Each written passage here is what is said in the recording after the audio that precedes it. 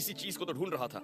इस गुफा का आकार बिल्कुल सही है और मैं यहाँ आसानी से आज रात बिता सकता हूँ। यहाँ दूर दूर तक कुछ नहीं है, लेकिन शायद इस गुफा में मुझसे पहले भी कोई रहा है। इसकी छत को देखिए, ये आग जलाने की वजह से ऐसे धुएं से काली हो गई है। और यहाँ पर एक ये शेल्फ है और ये एक सुराख बनाया हुआ है जो जरूर किसी इंसान ने बनाया होगा।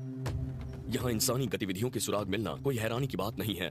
एज़टेक लोग कभी इन गुफाओं को इस्तेमाल करते थे, लेकिन पिछले 400 सालों से यहाँ रारामुरी इंडियंस रहते आए हैं।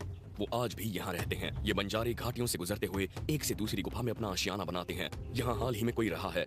ये लोग आगे बढ़ गए हैं, लेकिन पीछे कुछ चीजें छोड़ गए हैं। ये देखिए, तार का एक टुकड़ा है और ये आपको मामूली चीज लगेगी, लेकिन मैं ऐसे कई काम है जिनके लिए इसका इस्तेमाल कर सकता हूँ, तो ये मेरे लिए बढ़िया है। मैं इसे अपने साथ रखूंगा। गुफा की छत में मौजूद धुएं से पता चलता है यहाँ पहले भी कई बार आग जलाई जा चुकी है। मुझे उसी की जरूरत है। इससे गुफा में रात में ज्यादा ठंड नहीं लगेगी। ये जरूरी नहीं कि हमेशा आपके पास एक फ्लिंट स्ट्राइकर हो, तो उसके बजाय मैं इस यका से एक फायर सॉ बनाऊंगा। और फायर सॉ में आग दरअसल रगड़ से जलती है और इस यका से काम बन जाएगा। ये हल्की और एकदम सूखी लकड़ी है और मैं अब इसे यहाँ से तोड़ रहा हूँ। मैं इसके बेस को हटा रहा हूँ और इसकी पतली सी पट्टियां काट रहा हूँ। मैं करीब 12 इंच लंबे इसके 2 टुकड़े काट रहा हूँ। इन ढलानों पर सोटोल पौधे हर कहीं उगते हैं और उसकी पत्तियों से रस्सी का काम लिया जा सकता है। तो अब मैं थोड़ी सी टिंडर, थोड़ी सी सूखी घास लेकर इसे यका के टुकड़े पर रख रहा हूँ। मैं इसके एक तरफ पत्थर रख रहा हूँ और दूसरी तरफ भी, ताकि लकड़ी के इन 2 टुकड़ों के बीच में हवा बह सके।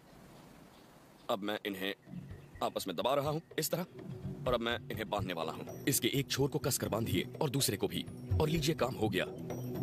ये इस फायर सॉ का निचला हिस्सा है और लकड़ी के इस टुकड़े को भी मैंने मुख्य शाख से तोड़ लिया था और ये एक फायर सॉ की तरह काम करने वाला है, जिसे मैं घिसकर रगड़ पैदा करूंगा।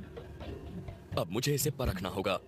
इस पर ये पत्थर रखना जरूरी है ताकि ये बेस हिले नहीं। हाँ, और अब हम शुरू कर सकते हैं। ये बिल्कुल हिल नहीं रहा है। अब मैं फायर सॉ को इसके साथ रगड़ रहा हूं और यका को इस्तेमाल करने की बढ़िया बात यह है कि यहाँ मौजूद किसी भी लकड़ी के मुकाबले इसका जलने का तापमान सबसे कम है, इसलिए अंगार बनाने के लिए ये बहुत बढ़िया है। और मुझे बस एक छोटा सा अंगार चाहिए जिसे मैं लकड़ी के 2 टुकड़ों के बीच में रखने वाला हूँ। बेहतर होगा कि अब मैं कम बोलूं और इसे ज्यादा रगड़ूं।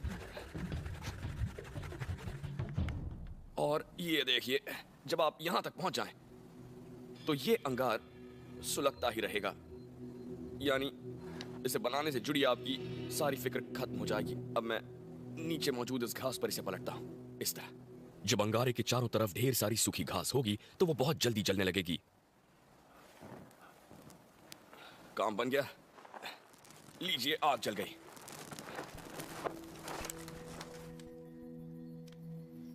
अब मैं आराम से बैठकर ढलते सूरज को देख सकता हूं, क्योंकि आज रात मुझे ठंड नहीं लगने वाली। घाटियों का ये इलाका बहुत ही दूर दराज है।